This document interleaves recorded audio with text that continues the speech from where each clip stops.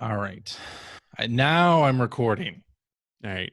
Hi, YouTube. Here we go. Hi from the past. Hi from the past. Yeah. From my past to your future. Oh, yeah. Hello and welcome to episode 710 of the Player One podcast for Tuesday, June 16th, 2020. I'm your host, Chris Johnston, and with me, as always, from Canada is Mr. Greg Seward. Hola. How's it going, sir? It's going pretty good. The Highlander series of movies is on Netflix now, so I watched Highlander there earlier this week, and that's a good movie. I enjoy that movie. The Highlander, not the Quickening though. That one. I had never seen The Quickening, so last night I was like, "Oh, look, The Quickening's on here. I'm going to try this." I got about 20 minutes in. I was like, "This made terrible. Teenage Mutant Ninja Turtles 2 look like Citizen Kane." Wow. It was good analogy. Bad. Citizen Kane. Well, I widely considered. I know movie analogies are all the rage this week, so I thought I'd widely considered the greatest film ever made. Yes, Citizen Kane. That is the point I was making. Yes. And joining me from the great state of Washington, Mr. Phil Theobald. How impressive is Orson Welles, by the way, to bookend his career with the top two the greatest movie ever made. Greatest movies ever made. Yeah. I mean, of course, Transformers the movie being one of those. The Transformers the movie. The Transformers. Yeah. Let's use the proper title. It's The Transformers the movie? The Transformers the movie. Yes. Oh, okay. Transformers the movie. Transformers. Let's traumatize children. Yes. Yeah. How you doing there, Phil? Who, me? Yeah. I'm doing great. Peachy keen. Yeah, I'm all full up on Energon goodies. Yeah. My circuits are sizzling. I'm ready to bust some Deceptichops. I wish I was Kremzeek. Deceptichops. When are we going to start busting Deceptichops? My circuits sizzle. Patience, Ironhide. We don't have enough Energon cubes to power a full-scale assault. I have that movie essentially memorized. Wow, I'm shocked. So, yeah. I'm not shocked. Yeah. The opposite of shocked. No, I'm fine. Yeah? I'm fine. Yeah, I'm fine. How are you? How are you? Actually, look at this. Greg will appreciate this. Speaking of Transformers, look at this. I bought a new Transformer today. Imagine that. It's a spread Eagle Optimus Prime. The new Earthrise. Taking a wide stance. War for Cybertron Optimus Prime. I think they should just call it Man Spread Optimus Prime. What's going on? Oh, he's got the trailer. He's got the trailer. I don't know why they did this, because he's got ample clearance here in the box. If you are watching this live on YouTube, which you're not, which nobody is, he's got ample room. But for some reason they have him kind of doing a wide stance. He's keeping it aired out. Yeah. Don't want to get too sweaty. Nope. It's gonna show off his goods. Show off the old ball bearings there. You've seen the Michael movies. Speaking of showing off your goods, it's long and covered in grease. Covered in grease. The PlayStation 5 reveal event, right? What is this? We'll just go right into it. What is this now? Well, I have to go put my kids to bed, so we can't talk about the PlayStation 5 reveal just yet. No, what? I have to go put my kids to bed in like 2 minutes. Is that true? Do you really? I'm absolutely serious. What? Oh. That's where I go when I mute and walk away from the camera. Really? In the first 20 minutes every week. Yes. We just thought you didn't care much about the show. Yeah, that's what I thought it was. No. So you don't want us to talk about the PS5 reveal. Let's talk about what other subject matter have you guys while Greg is gone, I will watch the PS5 reveal. There we go. Okay. So because I forgot that happened, so I should probably, if we're going to talk about it, I don't want to sound like I don't know what I'm talking about. Oh, he actually left. He's gone now. Is he? I don't know. I don't know if this is the thing or if it's a bit that he's doing.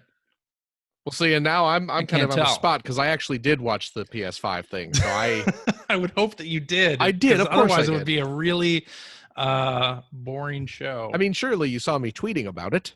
I know you know, I don't actually go on Twitter all that much anymore. But I know it's surprising. I know it's surprising. My quips, CJ. I'm sorry that I missed them. My photos of toys that nobody likes because nobody cares about it but me. You're missing this stuff. I know how you feel because I used to tweet screenshots from Sea of Thieves and nobody liked those. Should I start a separate toy Twitter account that no one will follow? Like you started a Hey, Sea of 300 Thieves people follow my Sea of Thieves. 100. My goodness. That's right. And I post on that account regularly. Well, including today. Wow. Including today. I don't follow your Sea of Thieves account. I'm not surprised, and I didn't expect it. So I'm sorry. You're a dear friend, CJ. I would not expect you to. You are a dear, dear friend, but I get enough Sea of Thieves talk every Sunday at 5:30. So yeah. No, I absolutely watched the. Well, we'll talk the about PS5 that in a second. Yeah, we'll talk about it when we'll Greg talk gets about back. that. I don't want to. In fact, I kind of want to wait until Greg gets back for the rest of this stuff. Well, too, I guess we're waiting. It's things that he could actually like weigh in on. Gracious. Did he not look at the like everything on here is like, oh, Greg might have something to say about that. I guess. Yeah. I guess it's good that this episode is not streaming to YouTube. I guess so. Like, why do we even start at 5:30? Why not just start it straight up 6 o'clock? I don't know. You guys still talking about this? Well, we're talking about you. We're talking about you and how you bailed. I mean, normally on us. you guys are talking about some stupid crap I don't want to listen to anyway. Well, now he's all like, "Oh, well, this is stuff Greg would be interested in." So I'm looking at the outline, and I think, Greg would want to weigh in on that story. You think after doing this for 15 years or however long we've been doing this, you guys could fill 3 minutes of time. Well, we clearly we did, and it was all something about besides bitching about me. Well, you didn't give us that restriction beforehand. Yeah, next week. That's what you're going to do. To know. Would have been nice to know. Well, now I don't know where we should kick off. Should we go right to PS5? Go right to PS5. That's the big news. Belly aching. Go to the big news. PS5 reveal event happened last week, and we can kind of talk about the presentation overall. But I want to say, like, going into this, and I said this on the show, like the past 2 weeks, I think my hope was that we would see things like Ratchet and Clank, or like, not the standard shooter, hyper violent sort of thing. And that was pretty much exactly what we got. There you go. The PlayStation reveal event. And I think good job. You did it, CJ. I did it. Yes. You changed the video game industry landscape. They showed me exactly what I wanted to like, exactly what I was hoping to see from PlayStation. You're really excited about Grand Theft Auto 5? No. You're kind of the original influencer, CJ. I guess so. I mean, you are the one, the tastemaker. You're the one everyone listens to. Overall, though, I thought it was a great presentation to just cut to the chase. I think it was one of the better like platform reveals, in part because they couldn't do a live show where they had presenters. That's probably part of why it was, they definitely couldn't do a live presenters. No. That's why they were all CG. Yeah, sure they were. That's a weird thing going around now. Such a weird thing for people to even think. No, of course not. Remember that what was it, the Phantom Pain thing where everyone was like CG or Kojima wearing bandages, and then it turned out to be like a weird ass puppet or something. Yeah, I remember that. I don't remember this at all. I do remember that. They reference it in the Digital Foundry video about the PS5. Oh yeah, was it the original Phantom Pain reveal? I believe so. Yeah. And like one of the presenters was a dude just completely covered with bandages all over his face, except for his eyes. Except for the eyes. Yeah. And people were a little over the mouth too, trying to figure out if it was like Kojima wearing bandages or if it was a CG. Oh, right, because that was before we knew it was Metal Gear Solid. Yes, right. Correct. And then it turned out that it was like, was it Kojima himself? No, it was someone else wearing some sort of like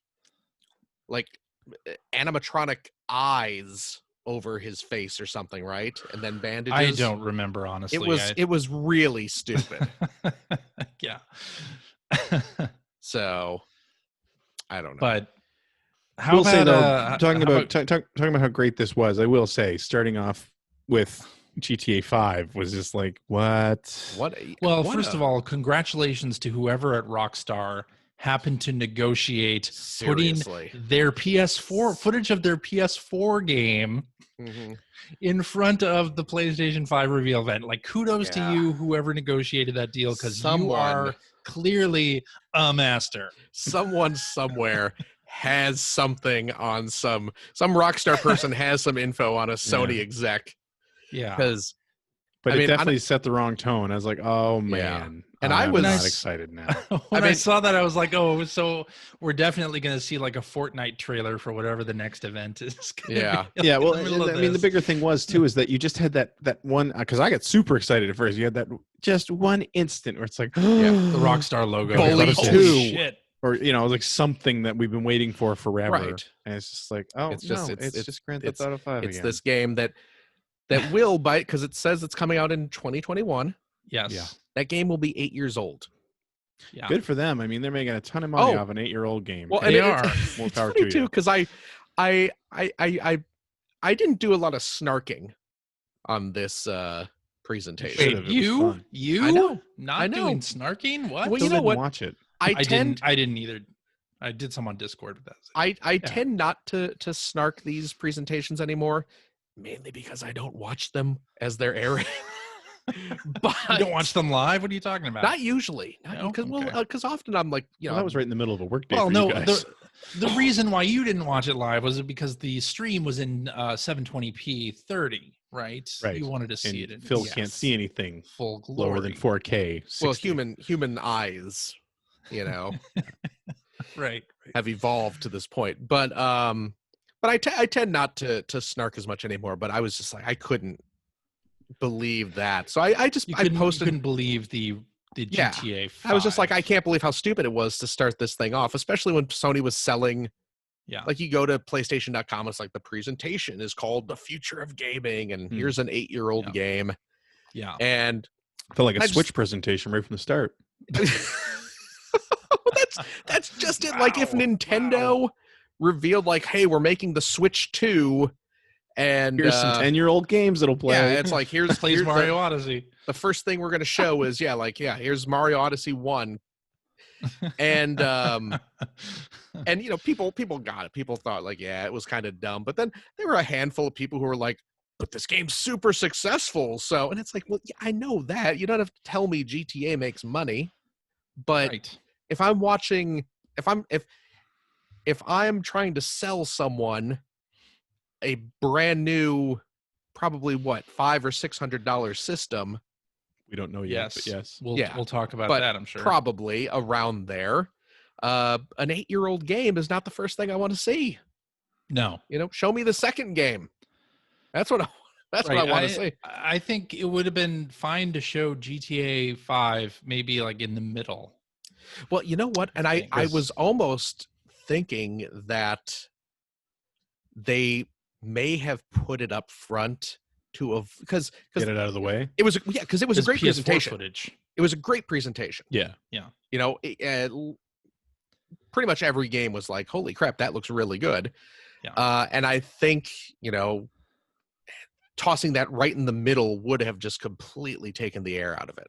Right, because your PS4 footage. Up, like, oh man, that's like 4 awesome looking games in a row. Whoa, the Rockstar logo. This is going to be. Oh, it's this again? Yeah, well, I mean, they could have shown anything there. They could have shown even work in progress footage of GTA 5, anything. Yeah. Like, people know what GTA 5 looks like at this point. But whatever. Yeah. They got it out of the way because then they had the good stuff to get to. They got it out of the way. Not that GTA 5 isn't good, everybody. It's fine. Yeah. I'm sure. But new stuff. New stuff. Let's talk about new stuff. I don't think we have to go through every single game that they showed. Well, no. But I think kicking it off with Spider-Man Miles Morales was the hot new DLC add-on. Oh man, the internet just kept giving this week. The internet. First of all, that announcement was great. I thought it was yes perfect. It's going to be great to have Spider-Man whatever this is, which Well, is it's a standalone game. Standalone game Standalone with game. Miles Morales, and there's some question still, like, is it a sort of Uncharted Lost Legacy size thing where it's I'm pretty sure that smaller, Insomniac came out and said it was like a Lost Legacy style. Yeah. Or Did somebody they? from Insomniac did. I think so. I believe because you're it's right, not yeah. Spider-Man 2. It's Right. not being billed as No. that, which Right. is fine. But Right. but yeah, there was a lot of confusion over what this was because some Sony executive said to some outlet that it was a expansion, Right. or like DLC, made it sound like it was DLC. And then Insomniac had to clarify. And then the rest of the week, Insomniac had to clarify and have weirdos ask them, well, what's your source? Yeah, Yeah. what's your source? How would you know? Fantastic stuff. The internet. Sure. Yeah. Oh, internet. But yeah, But- I mean, the thought did enter my mind even during the presentation. That's like, oh, it looks like it could be an expansion. Well, especially when they revealed the release date. Yeah, because it just feels like it's way too soon to have a new, fully Which is- fleshed out Spider-Man Just game. holiday this year. Yeah. I mean, this is So it's like no. 6 months away. Yeah, If I mean, the first one took 4 probably- years or something. Yeah. Yeah. It's So- probably more like 5 months away at this point. Yeah. But either way, like, still, yes, please, more. Yeah. Oh, Bring more. absolutely. I'm so excited. Like, Absolutely. it's like, okay, and to know that I'll be able to play that on a PS5 in the first few months. Yeah. Yeah, okay. Well, now we're talking. I mean, one that thing they didn't took really out the sting do- of GTA 5. They didn't really say like what's going to be available at launch. Right. No, they Right. just said So we still holiday that's for that.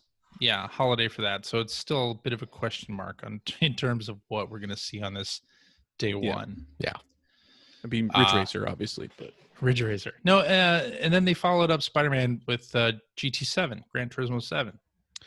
yeah, which again, no date. And, No and, date. That's great. I mean, I will say, okay, loved seeing, because we've got a crew a Player One podcast crew that races in GTA Yeah. Sport every couple of weeks. We race a couple of races and chatting and everything. We're talking about this upcoming, and somebody on that chat had mentioned that, with GT Sport, I think not every track is real, but most of the tracks are based on real world tracks now. But there's a whole collection of fictional tracks that were in the GT series. They're like legacy tracks for the GT series. And I think the whole reason they don't exist now is because they're so old Mhm. that it would take a lot of work to bring them up to the standard of, both visually and just the fidelity of everything. Sure. The road especially. So it's like, oh man, I really miss like Trial Mountain. There was a couple courses that were in those first few games, and you just spent a lot of time on those courses, and they were fun. They were, for the most part, really good. And anyway, somebody had said, like, man, I really miss those sort of legacy courses. I hope they come back. And we sort of chatted about that. And then to see that in the 2 courses they showed in that footage were legacy courses. Really? So, Okay. and one of them was Trial Mountain. So I was like, oh, baby. Like that. And so the sort of the GT community that I run in anyway are super excited to see that, we're going to see some tracks we haven't seen in, I don't know, 10 years. 2 decades. So, Yeah. super excited about that. But also trying not to get that excited, because has there been, PS2, they definitely talked about a new Gran Turismo. Yeah. PS3, I'm pretty sure they talked Pretty about sure a new they Gran did. Turismo. Yes. PS4, I think they talked about Sport. Yep. Or whatever became Sport. So we always Yeah. launch with talking about a new Gran Turismo, and that doesn't necessarily mean it's like a year away. No, but the one thing I did like about this particular reveal was that they showed gameplay, right? The person went into the menus and then started a race, and that was cool to see. So you know that there's something playable that exists. It's not just like a replay shot or anything. Absolutely. Yeah. I mean, still super excited. And, I think people who are not crazy about what GT Sport is are excited that this seems like more of a traditional standalone Gran Turismo game. Sure. So, Sure. And then they showed what I think is the highlight of this presentation for me personally, Ratchet and Clank Rift Apart. So, and sort of all throughout this presentation, and anything that Microsoft has done, I think a lot of people are sort of have been looking for that. Okay, what's that next gen moment? Like, what's that game that you're going to see where you're like, okay, this could not have been done this way on the previous gen. And for me, that was Ratchet and Clank Rift Apart. Like watching Ratchet and Clank go through those dimensional portals and dive right into the next area. Yes. Was just like, this is what that high speed SSD is going to let you do. Like, okay, I'm so totally on board with this, and the visuals look so good. It was a great way to show off that kind of message. Yes, without even really saying it. But it's just like, right. Wow, those worlds are loading so quick. Yeah, and it sort of did have like an an in-between dimension that it would go into for like a second and a half, like very short time. But it was just enough where it was like, okay, this is definitely working for me. So and to just see Ratchet and Clank back, this looks like a new game, I guess. It's not a remake from what it seems to be. Completely new. Yeah. Completely new, so I'm happy about that. It seemed that some of those scenes look like they took place in the city from the first game. So I wonder if there's going to be a little bit of hopping to, key areas that are from the previous games. Well, and I remember Quest for Booty had a pirate themed thing, and there was a whole scene in this trailer that was pirate themed. So I wonder if it's going to be sort of revisiting a lot of those bits and pieces too. But man, the gameplay they showed looked fantastic. Oh yeah, the gameplay looked great. Plus the stinger at the end where Clank lands and is asking for Ratchet, and the Lombax lands behind him and said, "Who?" Yeah, really good. Yeah, oh, I'm so excited. So I mean, there you go. Like just Insomniac goodness right from the start. Yeah. And it couldn't be happier. Very excited. Couldn't be happier about that. And really, they could have ended the presentation there, and I would have been happy. But of course, they showed a couple more games, which we don't have to talk about everything. I think I want to mention just a couple games from the presentation that I thought looked great. That Kena Bridge of Spirits game from Ember Labs that kind of looks like a Zelda-esque game, female protagonist that had some really interesting the combat. Cameo game. It looked like Cameo, yeah, kind of like Cameo. I thought that looked extremely good. Yeah, I thought Stray looked awesome. Stray was looked more cyberpunk than cyberpunk. It did look more, yes. It's the cat delivery game where your cat with a backpack. That was pretty great. And I mean, we're watching it, and there were so many people in our Discord. It was just like some people were immediately saying, "You play as the cat. We're the cat. We're the cat." Yeah, we're the cat, right? Yeah. And it's like, yeah, we are the cat. Okay, cool.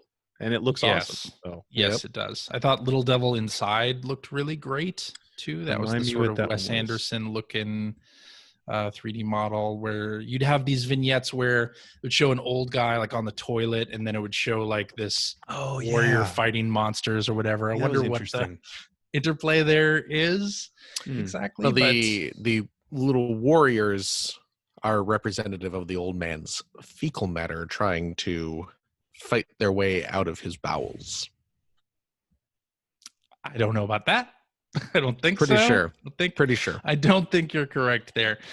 But I thought it looked extremely good.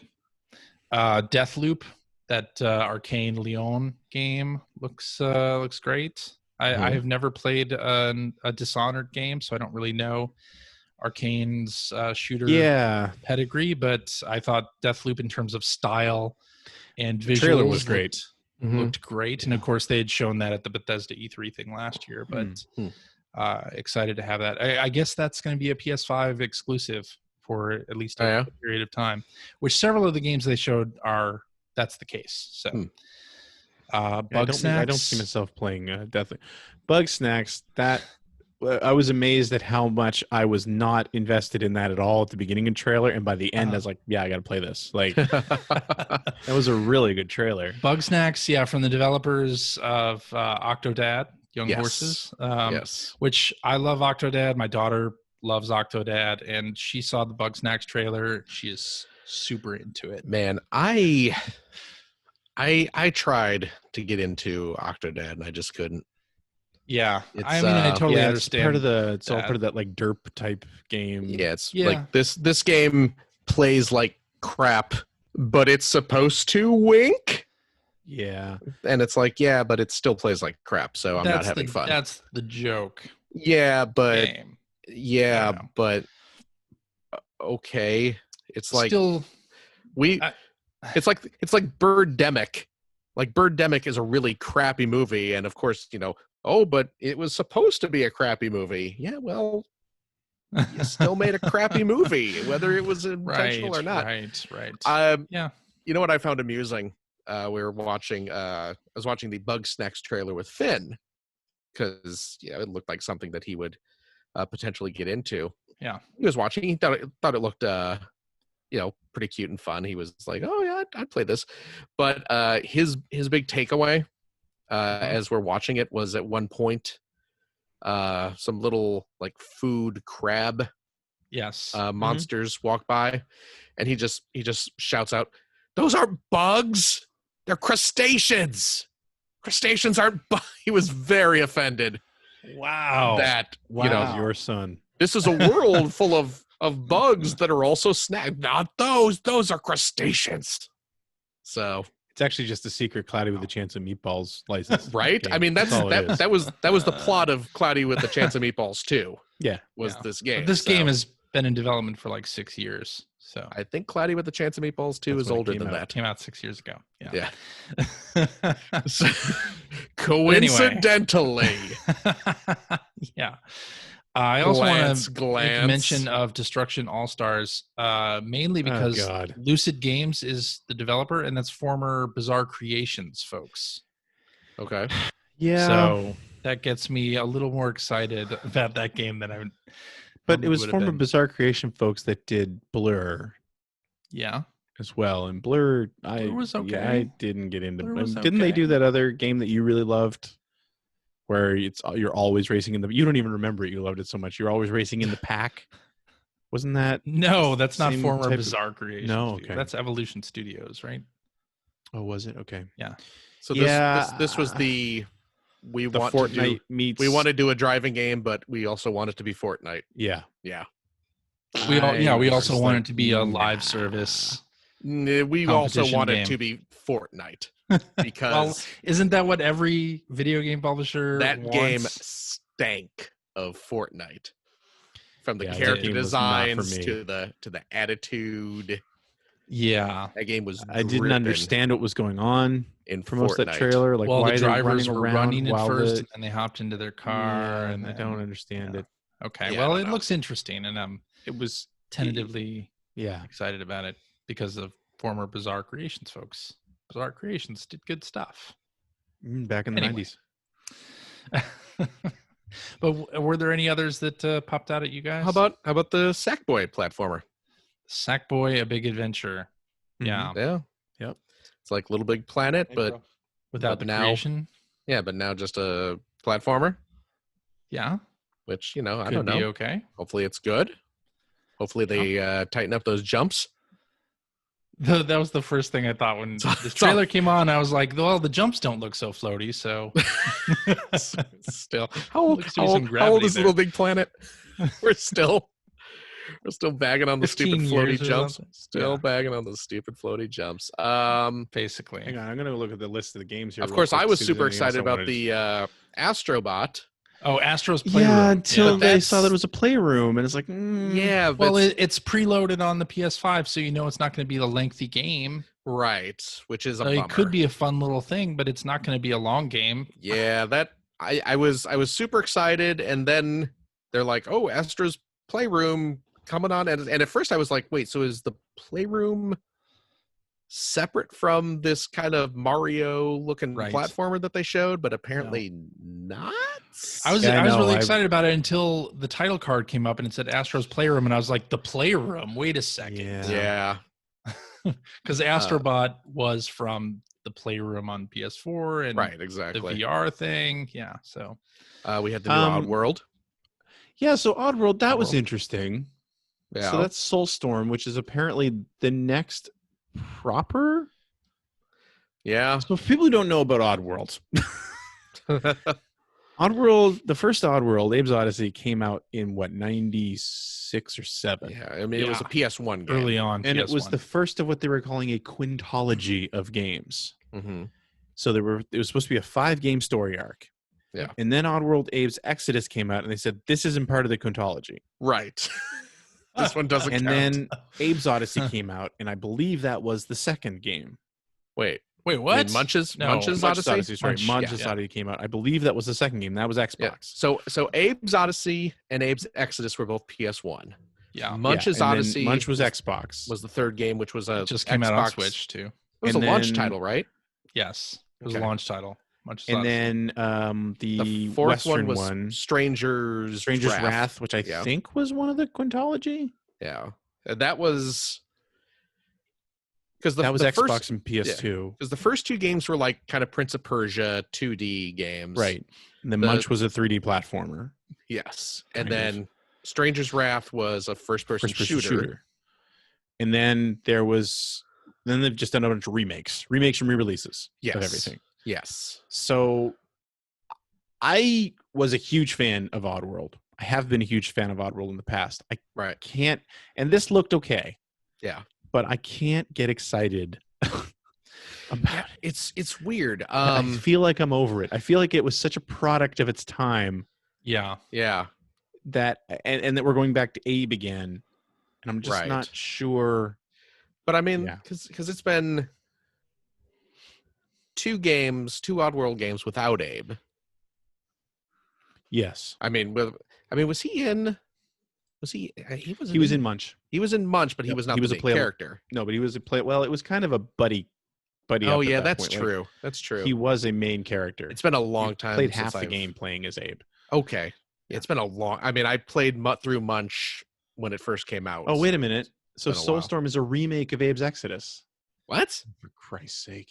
is it? Yeah, he's never finishing the quintology. That's never happened. right. Okay, Okay. never mind. Well, They were fun games back in the 90s.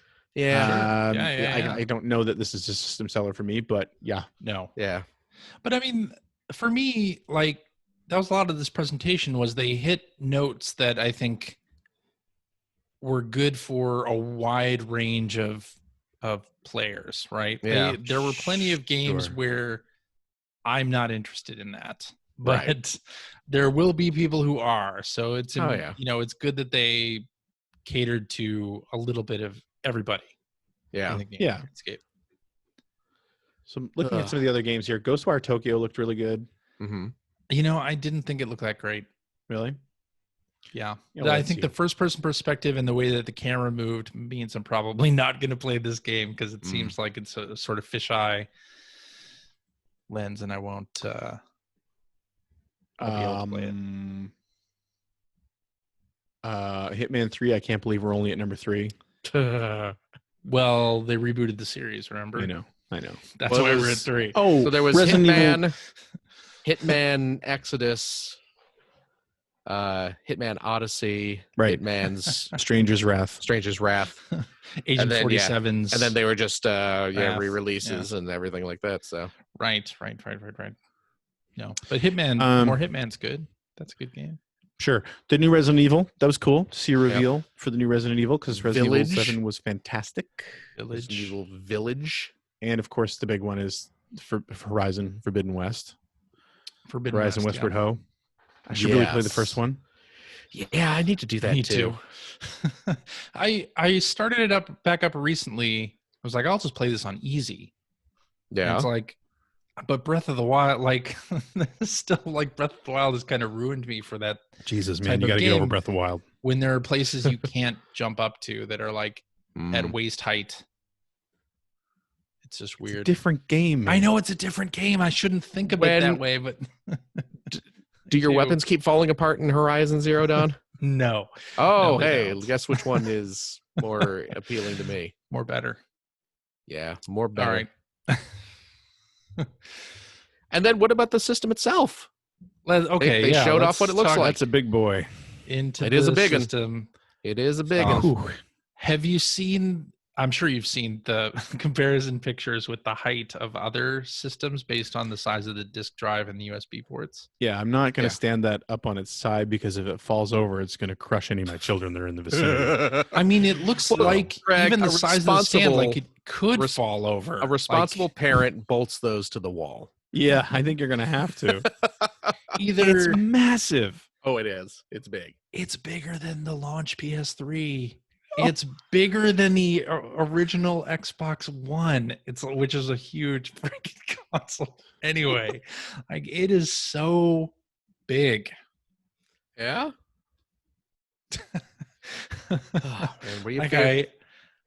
I was just very surprised at the size comparisons, especially towards like the Series X. If you don't have it horizontal, you run the risk of it teraflopping over. There you go. I don't think it looks good horizontal. I don't think it looks good at all. I think it looks like a big futuristic pistachio. I actually agree with you. I don't like the look of it. No.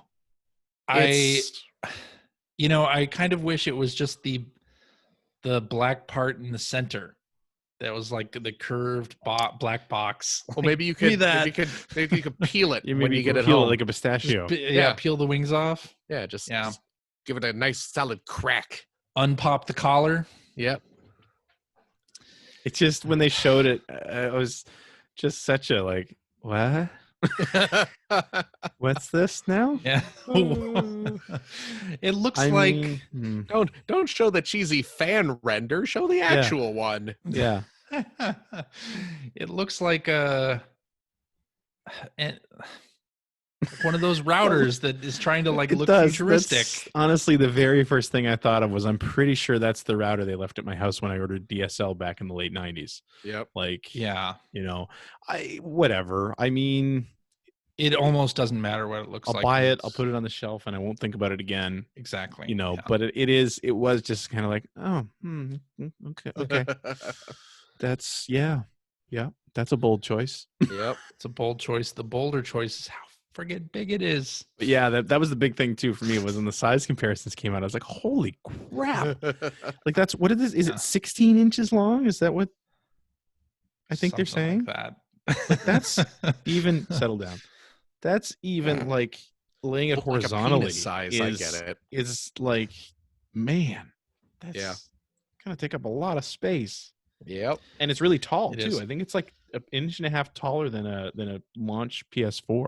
Like if you're laying it horizontally. Oh, really? Like it's now big. Is that it's long and thick, Phil. Just long and thick. I like my video game systems. And really white. 5 gonna give it to you. Oh, my goodness. I know. Was it an X don't give it to you reference? Is that what That's right. Yeah. Okay. Have you seen people use the X gonna give it to you? CJ's from the street. That's what he's trying to tell us. Yeah. Anyway, it's a biggin. It's a biggin. But now, what? Yeah. Let's talk about disc versus non-disc. That's what I was gonna say. What camp are you fellas in? Here it comes. I know where CJ is. Tell a joke all week. You know where I am. Yeah. I know where you are. I'm in the digital Only. edition. Yeah. Only. It's going to play most, if not all, of my PS4 games. I'm gonna go disc version. I've decided I'm going all digital, games wise. Yeah. Moving forward, into the next gen, but I have a sizable PS4 disc game collection now. That makes sense. Yeah. So I rather, and I mean, if they announce later that, I don't think this will happen, but if they announce later that I can, pop PS2 games in there or PS1 games in there and they'll play as well, I'll be very glad that I can do that. That would be the only reason for me to consider a disc version, would be if they announced you could do that. Right. But I mean, I just PS2 and PS1 games in. Too many PS4 games that I either haven't played yet or want to continue playing. Yeah. That I would like to be able to just put the disc in. So I'm going to go for the disc version. For me, I've been buying digital games since the PS4 launched, since like halfway through PS3, basically. Been buying digital games. So for me, backwards compatibility with PS4, I'm fine because everything that I have on PS4 is digital. Yeah. And Phil, you're going disc. Yo, yeah. Version, obviously. Yeah. What do you think of the look of the disc version, where it really seems like it already disc looks drive? It already looks awful anyway. So Yeah. you're just adding another bulbous area to what's already not a very attractive looking system. And look, for me, I mean, tell us that can't say that doesn't describe all of us. You start off with something very true. You start off with something unattractive. What gets you're a couple saying extra is little bulbous growths adding here more and there. rolls doesn't help. We know ugly.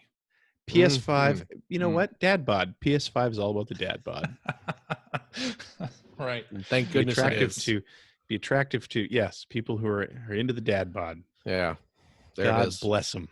I suppose so. I just hope that it's quiet. You know, a lot of PS4 people. is anything to go on. The PS4 is a very loud system.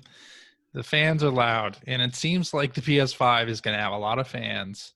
Not only people who watch the reveal. I was going to say people who enjoy this system, but internally inside the system.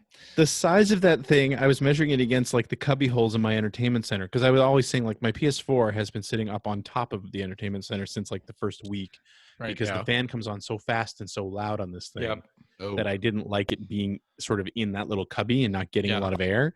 But I was thinking, well, I'll probably do the same thing with the PS5 anyway, because if the look at before I knew what it looked like, if the look of the new Xbox is anything to go on, cooling is going to be a big issue in these systems. Yeah. Right? But then when I measured the size of the cubby anyway, it's like, well, it wouldn't have any room to move in there. There would be no room for air to move in that thing. It's just so big that it would barely fit. You probably have to put it at an angle. Yeah. So here's a question then. So getting the PS5, I assume it's going to replace the PS4 in your entertainment center then? That is my hope. Presumably. Yeah. That's my hope. Because we were talking on Slack about whether or not the PSVR is going to be compatible with this and how exactly that's going to work, right? Yeah. It's the next big thing for me anyway. I mean, there's still a lot to talk about with this system. Sure. I mean, we're still, 5 months away? So there's definitely, plus we need a price, obviously. But for me, the next big thing is I want to know what the deal is with VR, because I am completely bought in to VR on this system. And I want this to replace my PS4. Yeah. So what does that have look to like? Use the breakout box, not use it. What does that look like? And again, like the breakout box right now, because of the shape of the system, I can just sit that on top of the system. Right. And it looks fine. It sits there fine. It doesn't look like it's going to sit on a PS5. So but am I going to need new hardware anyway? And then the other question is I think this might have been talked about already and I just don't remember, but is because I have the original headset. Yeah. Will that even work on the new system? Oh. Right. If it doesn't, it doesn't. But I want to know, because again, I'm still playing a lot of these VR games, and I want to continue playing. Like Iron Man comes out very soon. I'm very excited about that. Yeah. So I want to be able to just switch over to the new system if I can. Yeah. Yeah. It's too bad they didn't say anything about that, but they did. Yeah, they've got time. They got time. They did show off a new camera, little cradle for the charging cradle was nice. Controllers, and headset.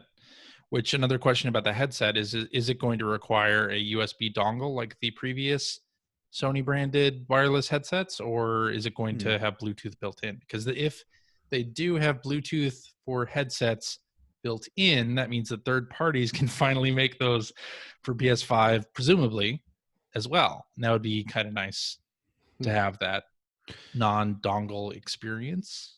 Also, another thing that I really want to figure out too, again, this is completely personally, this isn't something that I think the whole world cares about, but racing games, like I have a G29 wheel, and you always run the risk of compatibility issues from system to system.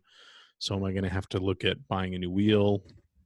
I hope not. Well, the fact that the DualSense is so similar to the DualShock 4 makes me think that if you were able to use it on the PS4, you'll Well, yeah, but it's a probably- USB, so Oh, right. I don't think it'll matter either way from that perspective. Well, but- there is a USB. There's a regular USB-A and a USB-C port on the front of this system. Oh, there's two. Okay, I knew there was one. Yes.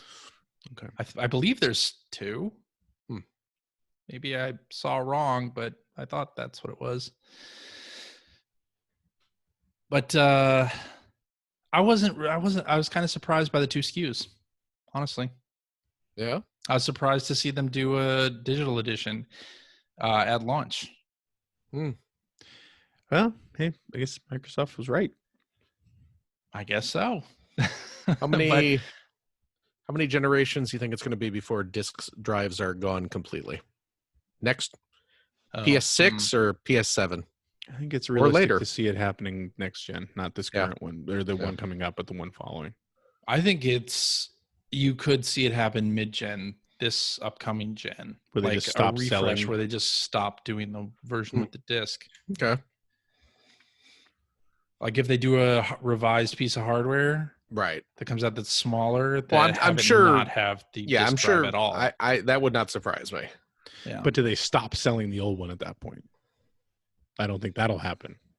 Yeah, but- maybe not. Maybe not. And I up until this reveal, I would have said I don't see discs going away for another 2 generations. But the fact that they're going to launch a discless version Right. yeah. makes me wonder. But here's the other question. Pricing. Yeah. Got to be cheaper, right? On these, I mean, you would think that the discless version is going to be cheaper, but by how much? Is it going to be $50 What if it comes with a lot more or memory? $100? What if It it comes doesn't, with a lot though. more hard drive space? Oh, okay. Jim Ryan said they're exactly the same except for the disc. Oh, really? Yeah. Okay. So, and I believe Cerny, like, didn't he go into a whole thing why they did a just 1 terabyte system? It's not even a full 1 terabyte. It's like 965 Yeah, saw gig that. or something like. So it's not a difference in storage size. Yeah. It has to be cheaper then. It's gonna. I would think it would be cheaper, but Yeah. by how $100? much is the question? 50 or 75 to $100? 100? I think 75 to 100. Yeah. Yeah. Yeah. I mean, I was partially surprised because, Microsoft has only shown one SKU of the Series X with the disk drive. And there has been the rumor that they have a cheaper version that's codenamed Lockhart. Nobody really knows a whole lot about that version, except that it has somewhat lower specifications than the Series X. Not that it's just like, I don't know whether it's going to have a disk drive or not. They haven't said, but the fact that that's so different than the approach that Sony's doing, where it's just the drive that's gone, makes this interesting. And do you want a lower spec version of the Xbox Series X? No. How cheaper? How much cheaper can you get that versus how cheap a diskless PS5 is going to be? Yeah, I don't think you want to start messing with different specs. That seems like a bad idea. Yeah, I don't know. Well, I don't know how that works. I mean, all of Microsoft's first-party games running across the entire spectrum of Xbox One all the way up to Series X sort of means they could potentially put something in the middle there. But then what? Well, yeah, where does that go with third-party games and pricing? I don't know. What do we think the pricing is going to be overall on the PlayStation 5? Well, This okay, is what gonna was the be- price that was going around? 700? That Ryan came out and basically said it's not going to be that. I haven't read that. I saw the quote where he said they're talking about value. Yeah, well, I value. saw a reaction to a price that was on, I think, Amazon, and I think it was $6.99 that was on Oh no, Amazon. PlayAsia. Okay, either We're way. talking about PlayAsia put it up at $6.99, and that's what people were reacting to. Okay, well, I saw a reaction from him, like in an interview or something, where he said it's not going to be that, but he also wouldn't say it was going to be a lot cheaper either. Like he was, and then then it was a lot of $6.99. like, we believe in value, and he didn't say it's going to be expensive, but he basically said it's going to be expensive. So go get another job. So yeah. Nobody's going to say that. Again. Was the quote, and I could Google it to try to find it, but he was talking about it as an aspirational. Yeah. No, the word aspirational was in the quote. It's like, oh no, what does that mean? Does that mean it's going to be a high price, or is he using magazine interviews to kind of set the tone where Microsoft thinks they're going to price it high? well, I mean, there's that element of perceived value. Sure. Right. Yeah. I mean, that is a thing where it's like, well, I don't want to tell you that my high-tech console is $100 because then you're going to think it's not high-tech. But it's cheap. He totally went about it the wrong way. Yeah. What are you personally expecting it to cost?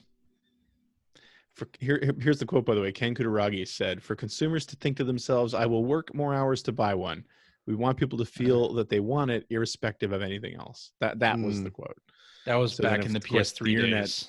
Yeah, and the internet ran with, and I agree. It's like, so go get another job if you want to buy a PS4. Yeah. Right. Yeah. So what you're saying is this is going to be $600, $500 or $600. I'm thinking probably $600. Yeah, which scares me because that puts it into the $1,000 range here. Ugh. Yeah. Right after conversion and taxes, that's you're saying $600 for the disc version. Yeah. Right? Yes. Okay. Yeah. Which I think you're probably right. It's going to be interesting to see if people dredge up those Ken Kutaragi quotes. And like PS3 was $599. If that's where it ends up, that's like 820 Canadian. Ugh. We add on sales tax, but it'll be like $50 cheaper for the digital version, right? Yeah, it's like going to be pushing $1,000, like $950. If that's the price that we're going for. Yeah. So nothing about backwards compatibility in this presentation. They showed off a little bit of the system UI very briefly, the boot up really only. Mm-hmm. Yeah, I mean, what do we think? Got CJ really excited. You know how CJ loves to talk about. I wanted to see the UI. I want to see. Oh man. Yeah. Baby. But 16 inches of system UI. There you are. You know, there are a lot of other questions like PS Plus users. Like, they're going to have any free games for user PS interface? Plus users? More like user in my face. Yeah. Or do you think PS Now will be on PS5 at launch? I would hope so. I would hope so. By the way, I really hope easiest way to get Mike Phillips riled up is to pretend PS Now doesn't exist. Were you in Discord when we did that? That was great. That was great. What is this PS Now you're talking about? Yeah. All right. Okay. Is that all we have to say about PS5 for now? I mean, we've been talking about it for quite a while, but I mean, it's true. It was a great, you know what? Like, my opinions about the look of the system aside, that was a great presentation. Like that, I was once we got past GTA 5, I was immediately excited about everything. Even the stuff that I was less excited about for games. Like overall, it just hit all the right notes, and it got me super excited about playing a PlayStation 5.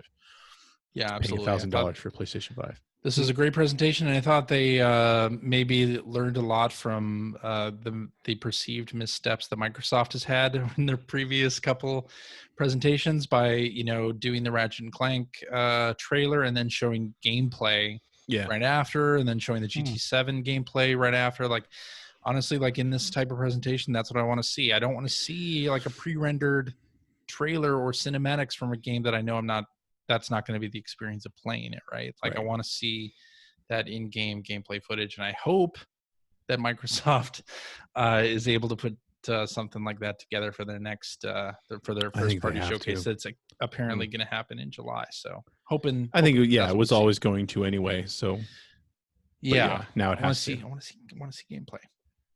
And it's just like with the PS5. Like, show me why you're saying this is a powerful console. Like, show me what game is going to show me what next generation is and why it's worth spending X amount of dollars for this hardware.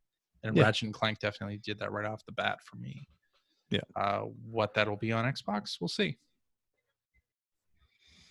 Yes. Anyway, let's move on then, I guess, to other news, right? Other things. You guys that didn't talk about that while I was gone? No.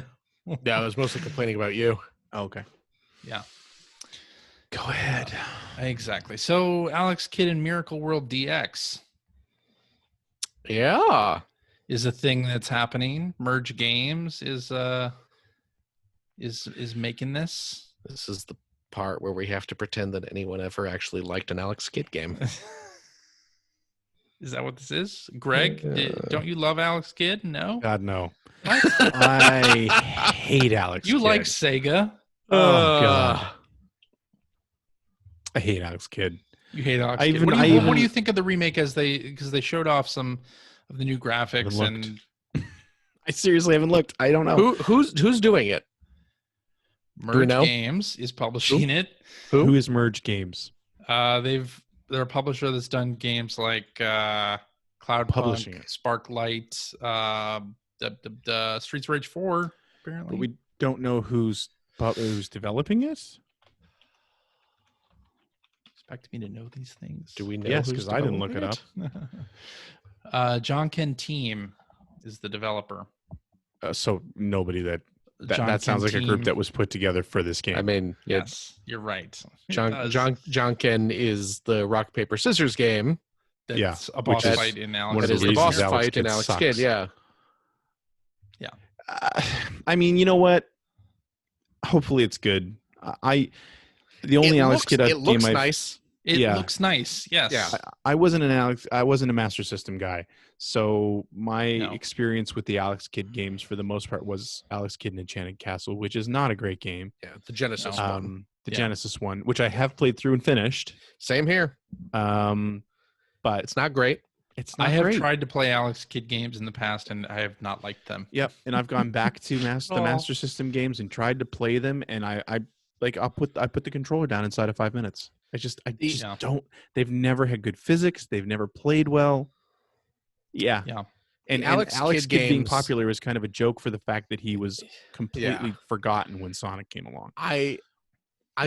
I want to like Alex Kidd games. I feel like I should like Alex Kidd games. Alex Kidd games are the type of game that you like, that I traditionally like. Yes.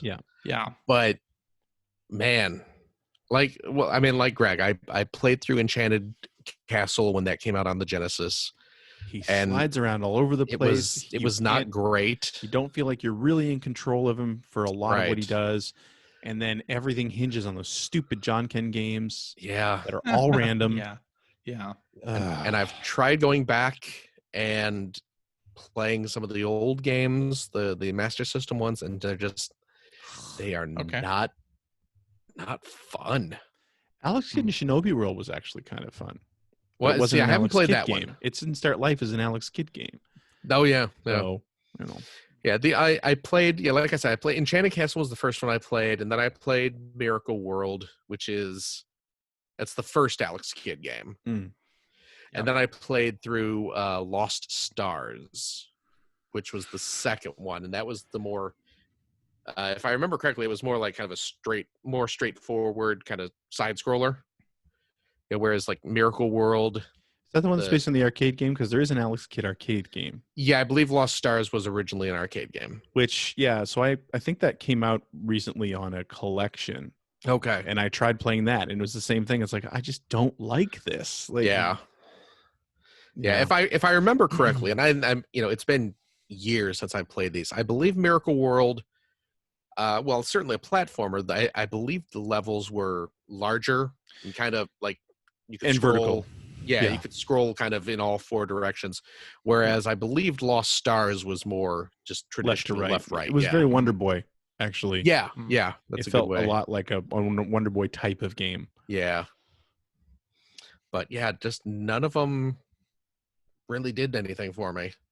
All And right. yeah, the Jonken boss fights But are just yeah, randomized. they suck. Yeah. But that's not the reason the game sucks. Oh no. The platform just isn't good. The physics are not there. Alex Kidd has crapping on Alex Kidd here. Has Really? zero range for his attacks. Like you got to get like giant fists. I mean, he has these giant fists and giant feet to kick, but they have no range, so you got to get like right up into an enemy to actually do any damage to it. And not for you. The jump physics are weird. Yeah. Okay. Maybe you know what? If they improve the physics, sure. Maybe it'll but be. That's just fun. it. Because I mean, they're talking about being able to hit a button to go back to the older graphics and everything too. Yeah. So I mean, probably not that change it like Monster Boy wasn't a 1-to-1. I don't think remake. Like it. Yeah. The world was, but I don't know that the physics actually were. The more I've looked into that, I don't think it actually was. So I mean, they might do the same thing with Alex Kidd. I hope they do it. I don't see spending any money on it. Because Dragon's Trap was Lizard Cube, right? Yes. Yeah. Is it Lizard Cube doing this? No, I don't think so. It's not. Okay. See, if it was, I would consider. Yeah. I mean, I still want to try it, but I'm definitely gonna try it out. Or you'll at least read a review or two. You'll look at the Metacritic score. Yeah. You know what? It's $5 sometime. I'm crapping on. You are crapping. I'm crapping on Alex Kidd. I'm crapping on the concept of this game. Reality is, I'm probably gonna buy it. Really? Oh, probably. I mean, it's me, and I'll see it, and I'll be like, give it a try. What I like about this is that it's kind of continuing that trend, right, of taking an old school game and fixing it up a little bit. And while Alex Kidd may not be a great game that we all love, like you hope other companies are like, also going to jump on that trend and do it with other games that we do love. Like, I mean, Sega's been allowing that to happen, which is nice. And, hit the jackpot with Dragon's Trap. Streets of Rage 4 turned out fantastic. Yeah. Well, and then you have stuff like Link's Awakening, Nintendo revisiting a past game, and Panzer Dragoon ended up really good after a couple patches. Yeah. So, I mean, but I mean, it's nice to see. Like I said, I really want to like Alex Kidd. Yeah. I really do. And something tells me when it comes out and I open up the eShop or whatever, and it's sitting there, that little monkey part of my brain is going to go, well, I should enjoy Alex Kidd. I'm going to spend the give it another $15-$20 or whatever it is. So, yeah. Well, maybe this is something you'll like better. So Arcade 1-Up has announced a couple new things as part of IGN's Summer of Gaming. And their new machines include Big Buck Hunter Pro. Finally. That's actually would be huge. Miss Pac-Man. Yep. Nice. X-Men versus Street Fighter. Yep. Marvel versus Capcom Clash of Superheroes. And Zen Studios Marvel Pinball. Yeah, that's their first pinball one, right? Yes, I believe so. Yes. Now the X-Men Street Fighter one, that has like half a dozen games. A couple, it has a bunch of. Nice it has stuff.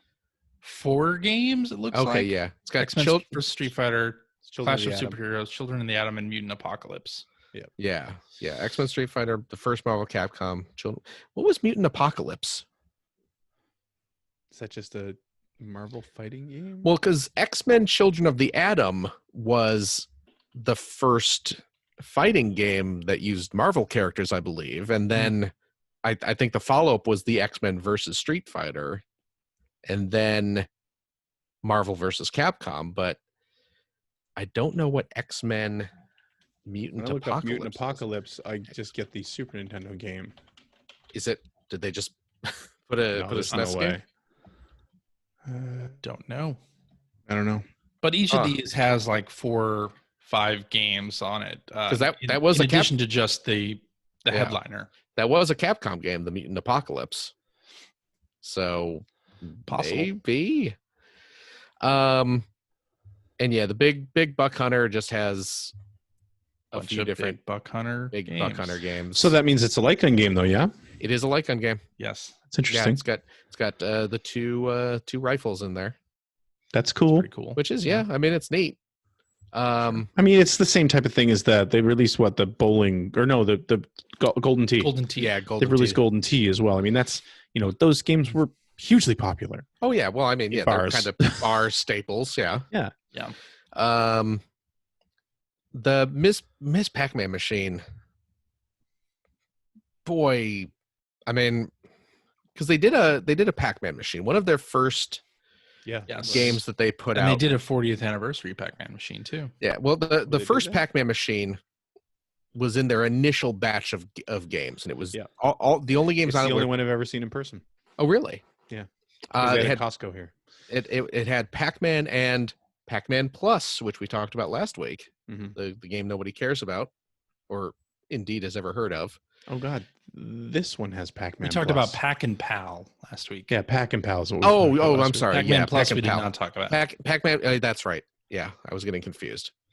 The 40th anniversary Pac-Man cabinet that came out a while ago from them has Pac-Man, Pac-Man Plus, Pac and Pal, Pac-Mania, Super Pac-Man, Pac-Land, and Galaga, which not interesting not a Pac-Man game, but you tend to see the Pac-Man and Galaga games Namco together a lot. But this one, they finally got Ms. Pac-Man on there, which awesome, because Ms. Pac-Man is the best of the old absolutely. Pac-Man games. And then you have once again Pac-Man Plus, which actually Pac-Man Plus was just kind of like the original Pac-Man, but with different mazes. Is that correct? Correct? Yeah. Yeah. Pac-Mania, which is the isometric game, which is not that good. No. Novelty. And then Galaxian, which Okay. is the predecessor to Galaga, and it's not nearly as good as Galaga. Can I say though, the powder blue with pink trim of the cabinet is beautiful. Absolutely, It looks so nice. The old school Miss Pac-Man cabinet is real pretty to look at. Yeah. And yet, the Marvel pinball, does it have it? Because it looks like a pinball machine. Yeah. And but it's just a giant screen. Yeah, it's just the screen. Yeah, just the and how many do we know how many tables it has on it? 10 preloaded Marvel 10 tables. Oh, that's pretty cool. That's pretty awesome. That is cool. It's a 24-inch recessed screen. And it's the it's the Zen Studios. That's correct. It's using and those are really great pinball games. Absolutely. So have they said how much the pinball one is? I don't know. It might be on their site. Because geez, that might be tempting. This Pac-Man's up on the site. Yeah, Marvel. They don't say. Yeah. Just a notify me button. Okay. Because that could be tempting. That's pretty cool. Yeah. I mean, 10 tables. The Miss Pac-Man cabinet is different than all these cabinets are actually different than their standard dimensions, like the standard layouts. Like the Miss Pac-Man one sort of has the inset marquee. Yeah, well, they're starting to kind of, I think they're trying to make the cabinet design look more like the actual vintage machine as opposed to like. Right, because I know with Burger Time they did that too. Yeah. Yes. Yeah, because Burger Time has that. God. The cabinet's like kind of rounded for Peter Pepper's to buy hat. All of these. I know, right? Yeah. Seriously. They're cool though. Don't have the room for it. They're very cool. I mean, I've played the Ninja Turtle one that was on display at a Walmart I saw. And then Bill Mudrun, friend of the show, my buddy Bill got the Star Wars one. So he actually has that one in his home. Yeah. And it's fantastic.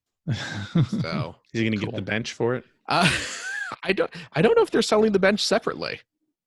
Oh, I don't know. I don't know because they sell a lot of stuff separately. So. Yeah, that's true actually. So let's move on and talk about Star Wars Squadrons. Because this apparently there have been multiple leaks with this game.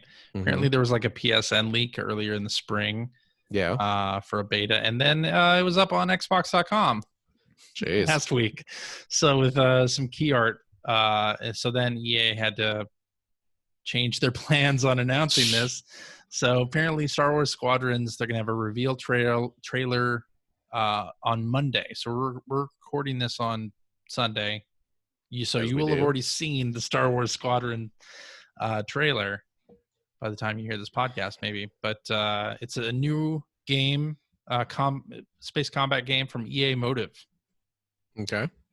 And like the rumors are saying that it's online multiplayer focused with a short single player campaign, like a 4 to 5 hour sort of single player campaign. But space battles.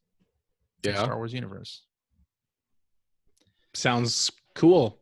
I don't know that I want to pay full price for 4 or 5 hours that I'll actually play of it. Yeah. Right. Yeah. I mean, I wonder, a multiplayer focused game, you can't really do that at a full price anymore. Maybe you can with Star Wars. I don't know. I think you probably can with Star Wars. Yeah, maybe.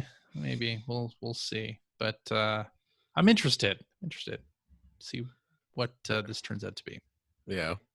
Is it going to have Hoth? Of course, it's going to have Hoth. Of course, don't be silly. Although is it all space based though? I don't know. Because if it's all space based, then it's at least aerial combat. Okay, then yeah. I mean, you got to be down like flying over the surface of planets, because otherwise, every stage you're just going to be. It's going to be the same. It's going to look the same. Yeah. Yeah. So. And then there was a whole bunch of Destiny announcements last week. Nobody here plays Destiny, so it's a why good are thing we you even brought talking it up. about this, right? But I think it's interesting to bring up because they're not. So when Activision owned Destiny, they remember that deal that leaked with Bungie where they had 4 games that were going to come out or whatever, and they did Destiny 2, etc. So now that Bungie is separate from Activision, they've bought their game back. The way that they're doing things is they're building off of Destiny 2, but so they've announced like the expansions that are coming this year in 2020. They've announced an expansion for 2021 and 2022. So we already know what those, like the base details on what those are. And they're going to take older content and like put it in the vault and release it on a yearly basis. I just think it's very interesting. You have this sort of service game that now has been alive for multiple years, how companies are going to take older content and try to refresh it and give people an idea of what the next 2-3 years look like in that universe. I think that's a cool thing that Bungie did. Not that I'm playing Destiny, but I just think it's cool. Anyway, I guess we should get on to what we've been playing an hour later, right? Hour and 23 minutes later. Jeez Louise. It's almost like there was a new hardware reveal, though, this week. Something like that, right? It's almost like this would have been our E3 show. Yeah. So, Greg, why don't you tell us about what you've been playing? Nothing. Noise. Not really. Nothing new. Yeah. Seriously, I don't have anything to talk about. I have nothing to talk about. All right. Phil. I'm playing a lot of the same stuff from last week, and I have nothing new to say about it. So, good thing there was a system reveal this week. I guess so. Yeah, something to talk about. Phil. I've played a few things. Let me. Hey, remember how earlier in the episode I was making fun of the PS5 for having like that 8-year-old game that they started off their presentation with? Yeah. So this week I bought an 8-year-old game that was recently re-released for PS4. Mm-hmm. Ys.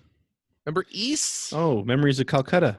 Remember, I loved Ys games. Haven't you bought this game like six times now? Not this one. Well, let's see. More than once. This is the game that came out on Vita.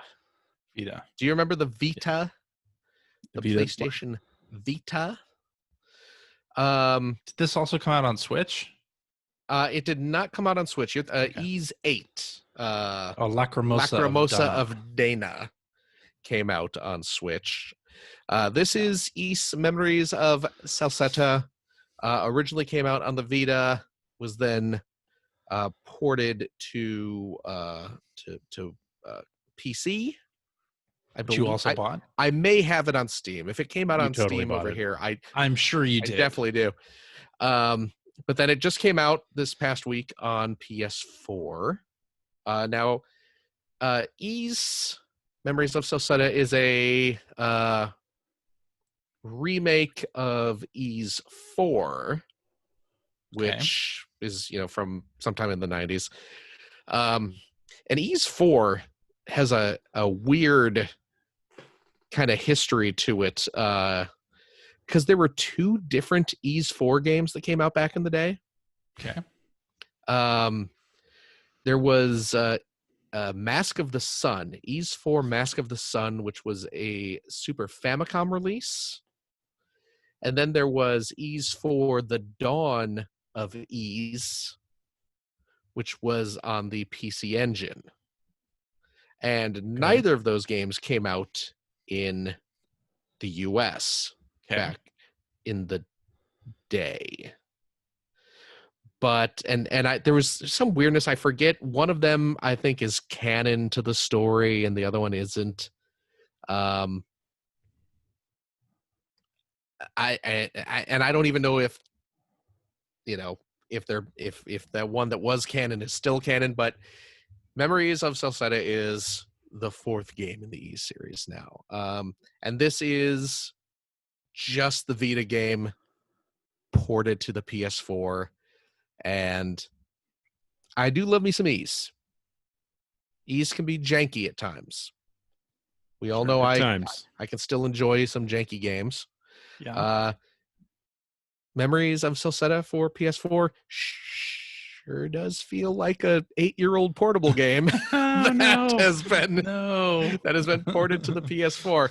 It is janky, but I mean it's an Ys game, so I still love it. Still got that beautiful Ys soundtrack. It's still fun. It's an Ys game. It's an action RPG where you're going around hacking and slashing and pulling off magic spells, and then it's got the character swapping mechanic. So it's still that, but yeah, it's very much remains a product of its time. So much so that it doesn't have a separate trophy list. Really? Because I still have all my. So it's almost plays like a cross play for the Vita version. It absolutely is. Oh my god! Because awesome. I started playing it and then I looked up because someone on I forget who it was. Someone asked me about because I posted on Twitter, "Hey, I got Ys 4," and then they were like, "Oh, does it?" I heard that it uses the Vita trophy list, and I was like, I don't know, let me check. And sure enough, if you bring up your Memories of Celceta trophy list, where it would normally just have a little Vita icon for what system it is, now it says PS4 and Vita. But it's not. It wasn't a cross-buy game. It was not a cross-buy game. No. No, it is absolutely not. Okay. So it's weird, but I have it and I'm happy. What else? I played a little more of Shantae and the Seven Sirens on Switch. How's that? Remains really fun. I love the Shantae games. Mm-hmm. They're loads of fun. Actually, what is it? Shantae and the Pirate's Curse for Switch is on sale right now, or at least it was the other day. It's normally like $20. And now it was half price. It was down to like $10.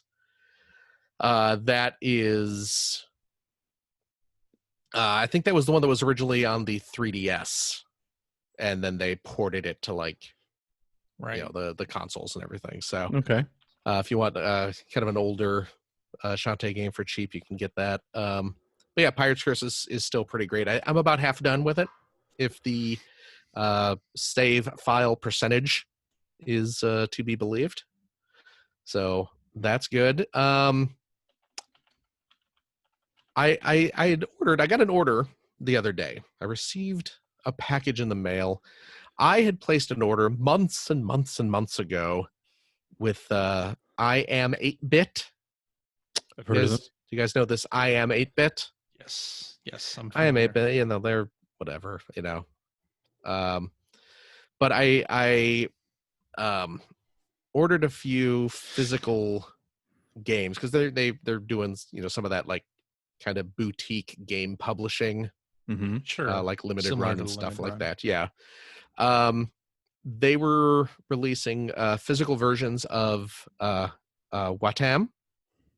Yep. The Keita Takahashi game for PS4. That's the Katamari creator. Okay. So they were doing physical versions of that, which I was interested in because I love Katamari and Takahashi's other games I appreciate. Yep.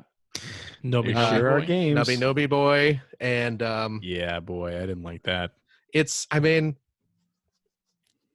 I appreciate it. Yep. I respect it as interactive art, but I wanted to get a physical version of this as well.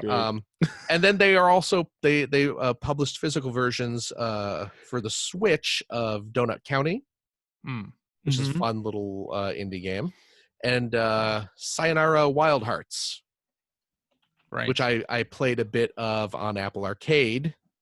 For that month I had Apple Arcade, and I enjoyed it, and I've talked about that on the show. Yeah. But I wanted to have those physical as well, so those arrived the other day. So yeah, I played some more Sayonara Wild Hearts, which it's still fun. On what system? Switch. Yes. Okay. Yes, I play. I mean, and Donut County and Sayonara Wild Hearts have both been those are available digitally on Switch. Have been for months. But this is the physical version I just got. And I played a bit of Watam, and I appreciate it as an art project. It's really weird. It's the premise. I guess the premise of the game. I haven't really read anything. It comes with a the packaging is really nice. There's box quote. If you're buying, what's that? Box quote. The packaging is really nice. Like you could get there are different covers.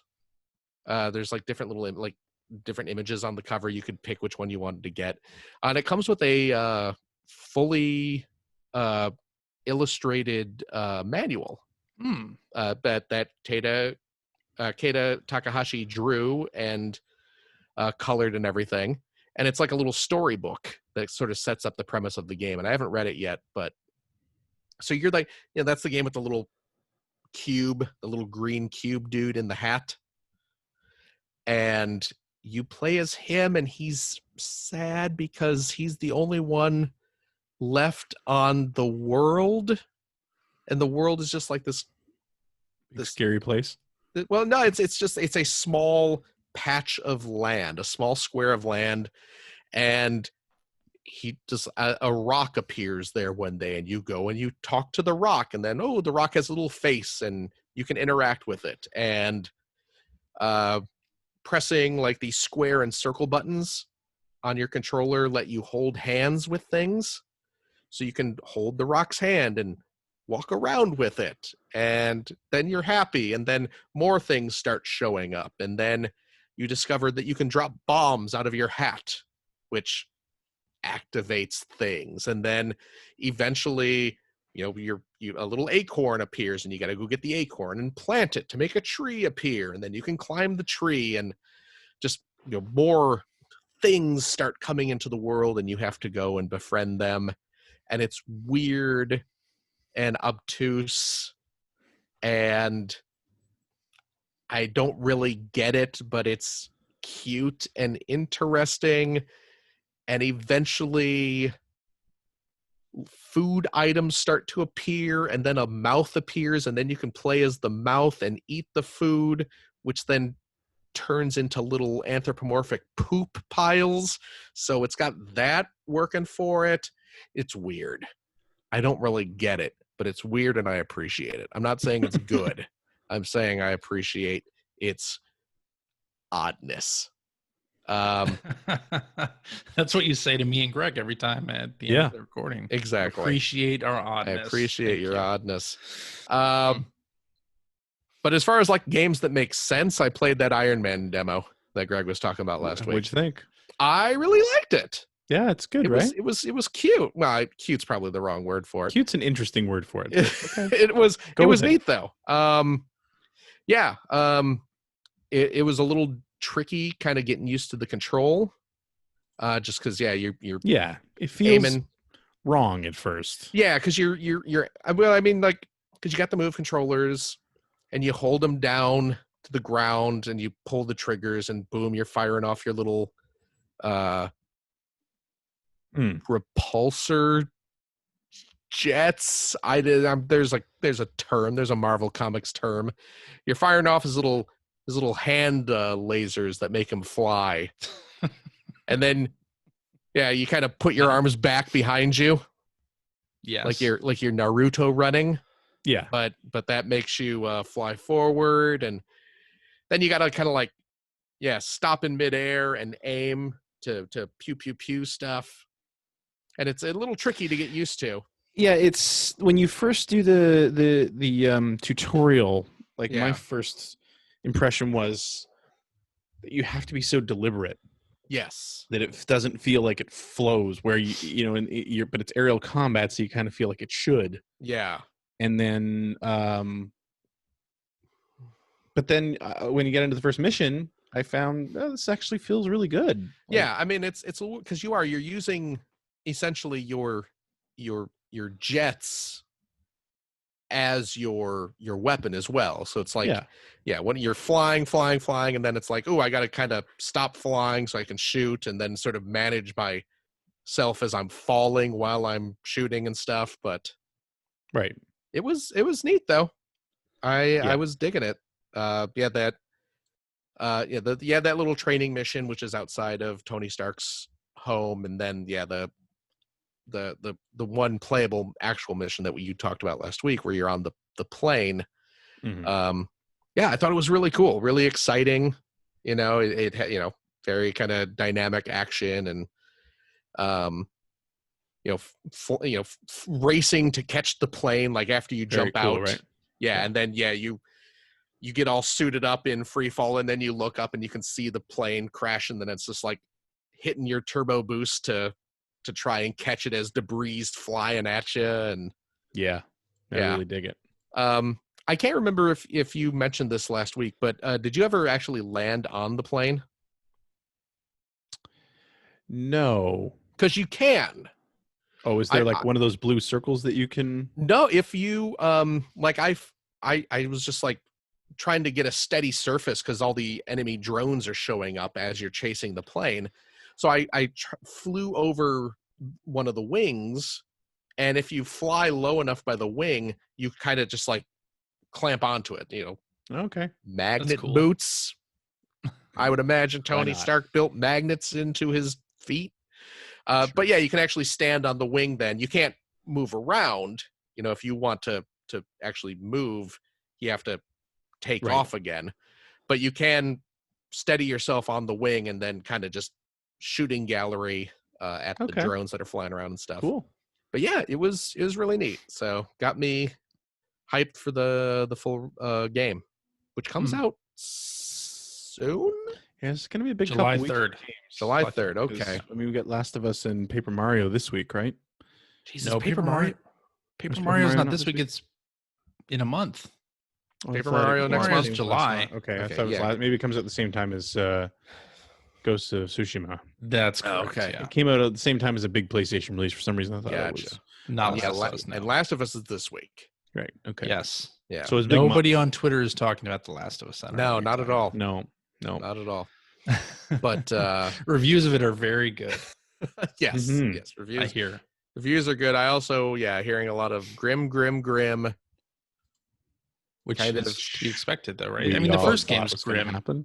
The first game was kind of a feel good. Oh wow! Lighthearted, laugh and You're a half. Terrible person. Especially that first part. Oh my gosh! Yeah. No, I'm I don't think playing so. around. No. So, Okay. yeah, that's it. That's what I've That's been what playing. you've been playing? Okay. Yes, CJ. What Well, else do you want? I've been playing. You kind of mentioned that the eShop had a sale going. Big sale. Shantae. But yeah, they have something like 1,400 games are on sale right now. Jeez. On the eShop. It's crazy. Easy. But I picked up a couple things in there because Namco Museum was on sale for $10. So with coin op versions of your favorite Namco classics. So I picked that up, and it has Pac-Man Versus on there as well, which is nice to have for sure, since that was sort of a GameCube only thing, right? For a long time. I think they had it in some other collection previously. Yeah. But so that was nice. And then I picked up the Konami, Contra, Castlevania, and arcade collections. Ah, yes. Because each of those were also $10. So I thought, bargain at twice stuff. the price. Yeah. With 50% off, I'm in. Yeah. So loaded up the Castlevania collection and played, of course, Castlevania Adventure. That's the first title that I loaded up. The Game Boy one? The Game Boy one, yeah. The not terribly good Game Boy one? That's the one. Okay. Yeah, just to see how it You're a weird played guy, CJ. on the Switch. And it was exactly like I remembered. It looks nice, though, on there, right? It looks nice. Did you turn on the filter to give you the individual kind of pixels? No, I didn't. You I need to should do that. Give that a try, because it makes it look really neat. Okay. So. Okay. Yeah, I need to do that. But so yeah. I did pick up the arcade classics as well this week. Oh, good. Right. Did you played that too, CJ? Did you I play didn't. that as well? I booted it up and looked at the title screen of Gradius. Yeah. That's a pretty rough collection overall. Oh yeah. You've got Gradius and you've got Life Force and you've got Twin B, I think that's the Konami one, right? Twin B? Yeah. Twin B. Yeah. But then you just got some stuff that's not so good. So it's a pretty, and it feels like a small collection. They did was fantastic. It feels like a small collection too, but yeah. Yeah. For $10 though. Well, yeah, it's just for $10. Yeah. Yeah. I mean, yeah, for Gradius and Life Force. Yeah. I look at it as like a little over $3 a piece for the games I wanted. So arcade collection. I just looked it up. Our arcade classics. Yeah. Yes. Has Haunted Castle. Yeah. Which is the Castlevania arcade game, and it's terrible. Mm-hmm. It has Typhoon, which is a shooter that I've never played. And you never will. Yeah, it's got Thunder Cross, which is another old shooter that I don't know if I've played that one yet. It's a horizontal shooter, though. It's probably okay. Right. But you have Gradius, you have Vulcan Venture, which is Gradius 2. Mm-hmm. You have Life Force. Mm-hmm. All three of those are great. You got Twin B, which is great. And then Twin B is the concept of Twin B is better than the game. I really like Twin B. It's okay. The Twin B games are fun. It's a novelty. It's their take on Xevious. Yeah, because you have the ground targets and the air targets. Yeah, and you got that the bell power up system, which is fun. But yeah, I like Twin B. And then you have Scramble, which is like from the early '80s. Yeah, I'm not as interested in that. And it doesn't hold up. No, but it's the only thing interesting about Scramble is that they sort of retconned it into the Gradius continuity. That's really the only interesting thing about Scramble. So, but yeah, for $10 though, for the Gradius games alone. Well, yeah, that's just it. Yeah, that's why I finally bought it. Nice. All right, well, that's all I've been playing. That's it. And so, let's hurry. You want to do a tweet or two? Let's do this one from. Oh wait, we don't get tweet. I better hurry up because CJ doesn't care anymore. I forgot. We could have sold that as ad time. The whole thing. All right, listener Joseph sent us an email. Oh. Via Patreon. An email. A Patreon email. Thank you, Patreon backer Joseph. Oh, man. He says, are you guys excited about next gen? I watched the PlayStation reveal and came away cold. I'm as old as you guys, 42, in parentheses. And as old as some of us. You're as old as me. And I've been gaming all my life. It was easy to get excited in the early days as it was clear what the leaps were from generation to generation. I've owned almost every system and been excited about every launch. Yeah, I owned a Neo Geo, AES, 3DO, and Jaguar. Even I was a spoiled kid, he says. Yeah, no kidding. Yeah, I'm not seeing any real draw here, and it seems that we are almost at the all-digital future, which I am not at all interested in. In many ways, the games industry I knew is gone. I want to play games, not walk through interactive movies. With the rise of flashcards, ODEs, and analog FPGA systems, I'm really leaning towards just sticking with the old systems, as there are so many games I haven't explored from previous generations. Am I being overly pessimistic, or have games evolved and left me behind? You guys have been around as long as I have. How do you feel about it? Cheer me up. I think you're absolutely right. I think that it's a great time that you to be into this hobby, because you have so many choices. If I totally get the idea that gaming has left you behind. I think that way about a lot of the games that I see. Yeah. Like looking at Fortnites and Apexes and massively multiplayer RPGs, things like that. Like that, they don't hold any interest for me whatsoever. But even back in the day, there were genres that you didn't play. Right, but what I'm getting at is, I think the second part of his email is the important bit, where it's like, right now, if you want to spend the money you would have spent otherwise on a next gen system, you've got so many great alternatives to the older systems that you loved, and you've got the flash cards, so you can still play all this stuff pretty simply on a TV, via HDMI through a lot of, like with the Mega SG or the Super NT or things like that. Like, I mean, absolutely, go check out libraries of games that you haven't played before, if that's what makes you happy.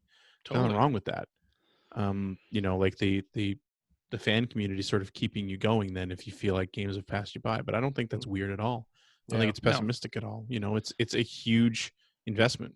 These new systems, we were talking about it, we think that it's going to cost in Canada upwards of $1,000 to get into one of these new systems. If it's not something that's getting you excited, then absolutely don't spend that money there. Yeah, sure. Talking about not really feeling the generational leap from system to system. I've personally kind of just stopped caring about that, because at this point it does feel, at least from a surface level, that the differences between generations are slight. Right. I mean, some of the real advancements come absolutely are so much later. Anyway. Yeah, I mean,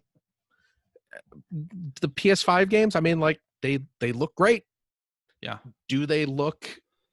I mean, the difference from, let's say, a PS1 to the PS2 in terms of graphics was way bigger than PS4 to PS5. Right. Certainly going from like 16-bit to 32-bit, once you had that jump into 3D, obviously that's a huge, noticeable difference. Hell, you're talking about, like, he's saying that he had a 3DO.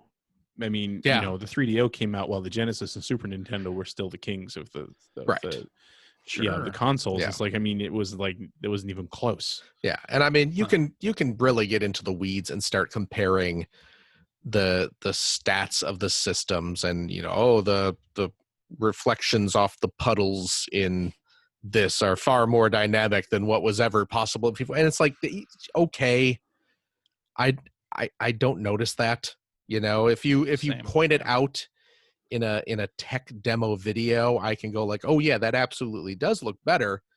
But the reality of the situation is, when I'm sitting down and playing the game at the normal pace that one would play one of these games, I'm not going to notice that.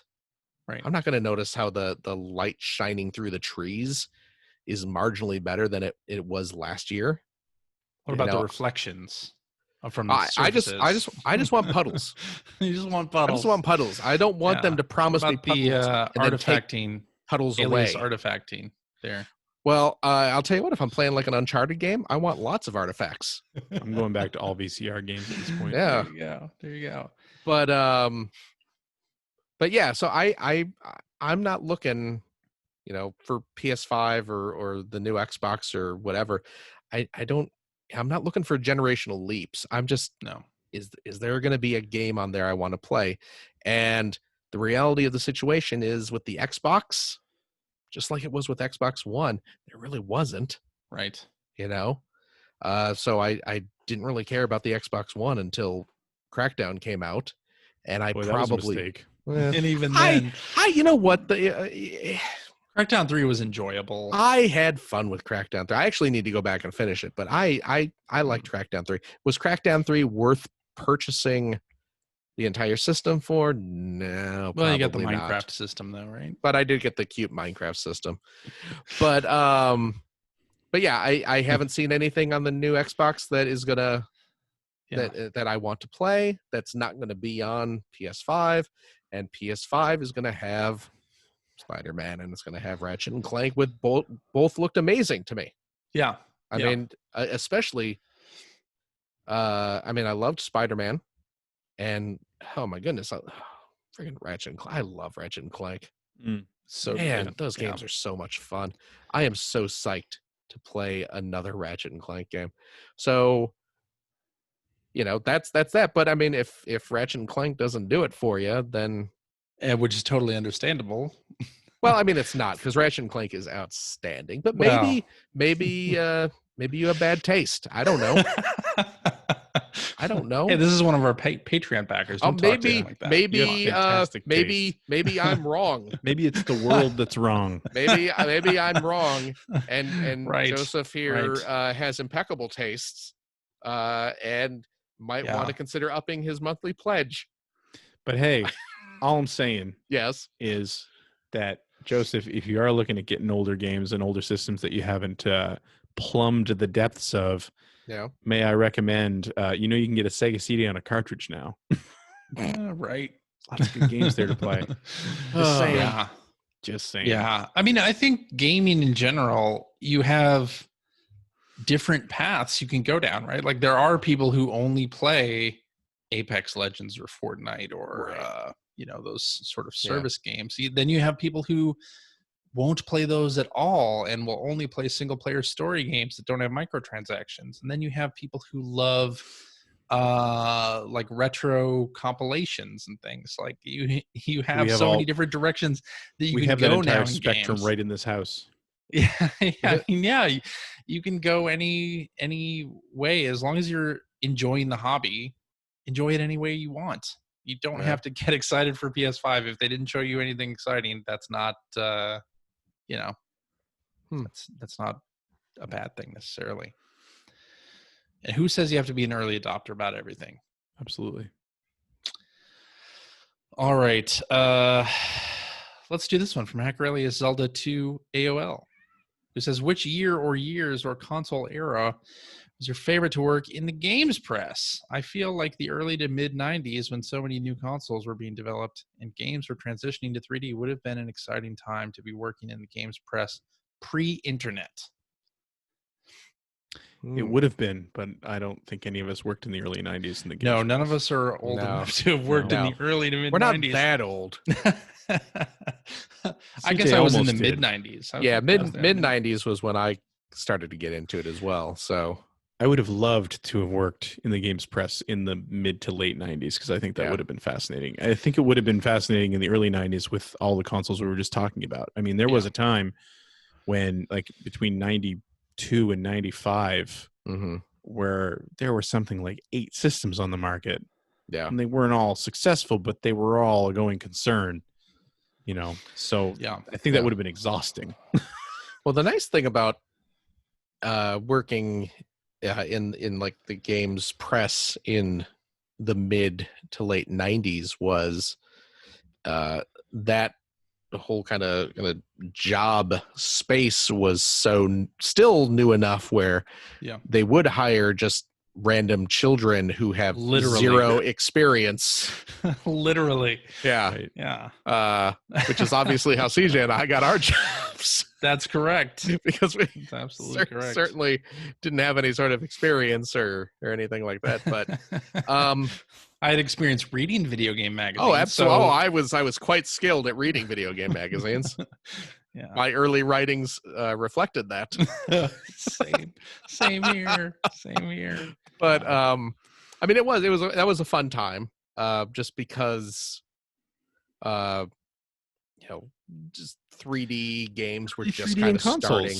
Yeah, yeah. Early 3D in consoles. Yeah, I mean, it was a very exciting time. I mean, we were still getting the occasional, kind of late 16-bit kind of stuff, but then getting the early Mario 64 and stuff like that was really exciting. Yeah. I'm gonna say the exciting time for me was that short period of time where you had Dreamcast, PS2, Xbox, OG, and the GameCube. Yeah, it was like there were just so many games coming out at that time from so many different developers and platform exclusives that actually meant platform exclusive. They weren't timed exclusives. Well, absolutely. It was an interesting time too. That's my favorite as well, but that was also the only time that I worked in the professional games press anyway. Yeah. I was doing websites up to that point. It was fun to do a website during the time that Phil you're talking about. Yeah. Also because of the fact that the internet was that whole scene was still very fledgling. And there were a lot of fan sites out there and you could kind of carve your own niche there. But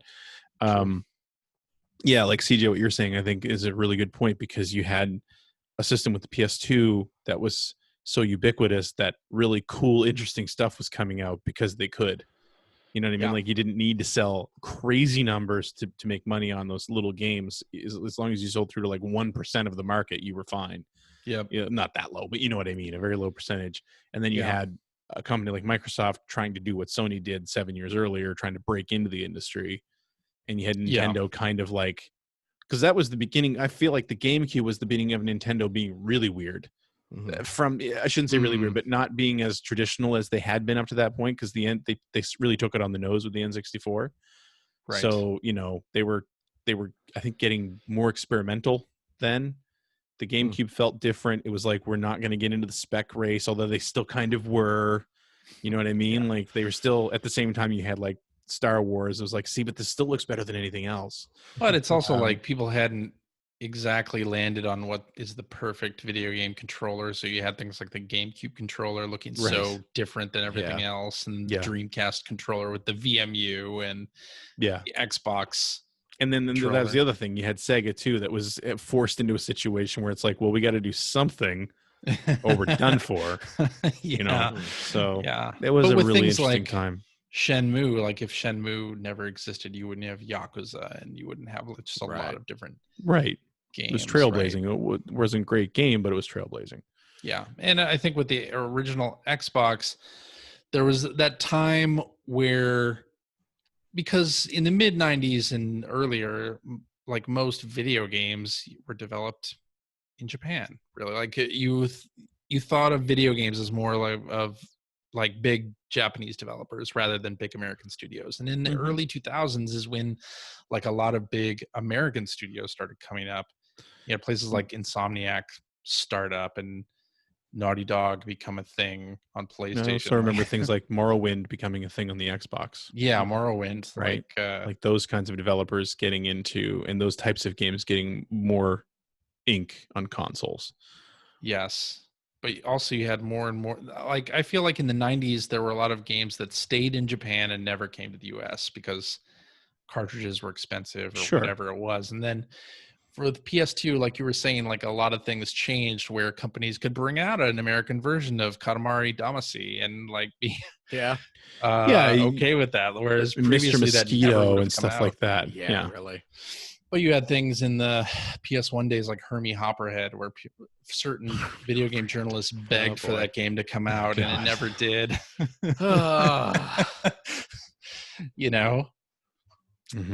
Whereas now, like almost everything that comes out in Japan, as long as it's pretty decent, it comes out from somebody like NIS or Atlas, or somebody will bring it out eventually. Like even Sakura Tyson or Sakura Wars comes out in the US, and that never would have been a thing like in the late 90s, right? So anyway, I think we've gone on long enough for this almost 2-hour show. So let's wrap it up. What do you think? Yeah. Why not? Okay. Alrighty, and that is our show for this week. Thank you very much for listening. If you have a question for us or would like to comment on something you heard, you can direct that to @P1 Podcast on the Twitters, or you can go to our internet website at player1podcast.com. There you'll find our contact information. You'll find blog entries about Sega CD stuff from Mr. Greg Seward. You'll find Generation 16 episodes there as well. Getting so close to having the edit done on this one. There you go.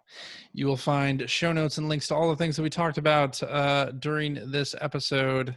You'll find links to things like Greg Seward's Extra Life Twitch channel that he does often. Or is it Monday, Tuesday, Thursday? Yep. Yeah. 9 p.m. Eastern.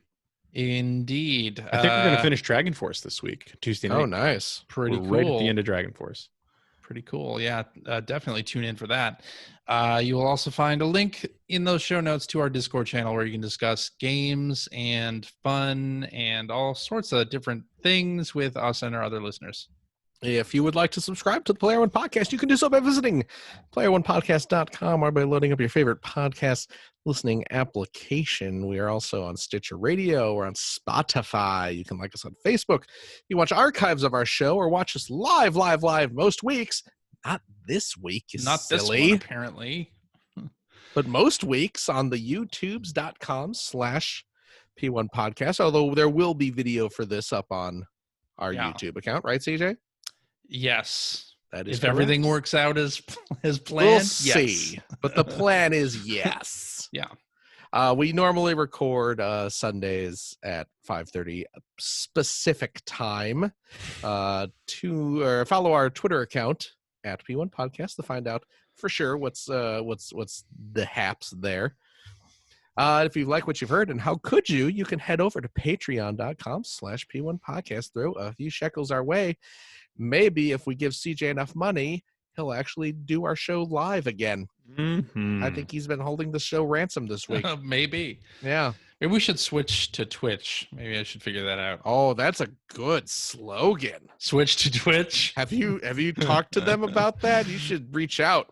Yeah. Be like, maybe. Hey, are you looking for a marketing manager? Because I got a slogan for you. Don't get mixed up with Mixer. Yeah. Switch to Twitch. No. You don't need to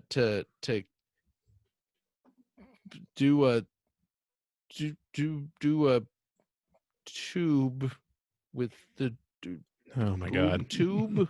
I don't. This is why, CJ, you need to go apply for that job. Apparently. Yeah, make that switch. Okay. Whatever the case is, you can go watch some of our shows on the YouTubes. Hey, and you tell you what though, if you are a Patreon supporter of the $5 a month tier, you do gain access to a special post show, an after show every week where we play games, we have fun, we crack wise, we do all the sorts of stuff you're not supposed to do during the regular show. Join us, please, won't you? And if you want a taste, a little sample of what these after shows are, CJ has been putting some of our old ones up on our regular podcast feed every Thursday nights. Yeah. If you're really keeping track of it, so you can listen to some of our 2-year-old post shows, after shows, and they hold up pretty well. Do they? Are they still good? And also, we do some of the same jokes over and over and over. Of course, those are running gags, CJ. Running gags. Yeah, I know. It's not us not having material. It's us playing to the crowd. That's true. Rewarding long-time listeners. We sure are. That's what you call it. So check that out, please. And hey, if you have a couple bucks left over, head over to generation-16.com where you will find the Patreon link to help support Greg Stewart's outstanding, and it is outstanding, web series about the company that brought us Alex Kidd. Sega Genesis. They brought us Alex Kidd. Sega and the Sega Genesis. Generation 16, your journey through the history of the Sega Genesis. Thanks, Phil. Thank you, Greg. It's lovely work. CJ. Yeah. Thank you very, very much. Well, thank you, Phil. Of course. Gregory.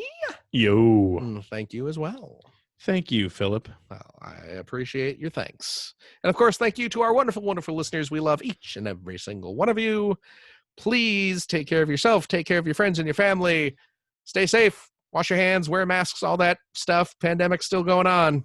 True. Mm-hmm. Watch your back, Jack. And yeah, we love each and every one of you. Please, we'll see you next week. Bye-bye. Take care, friends. Bye-bye.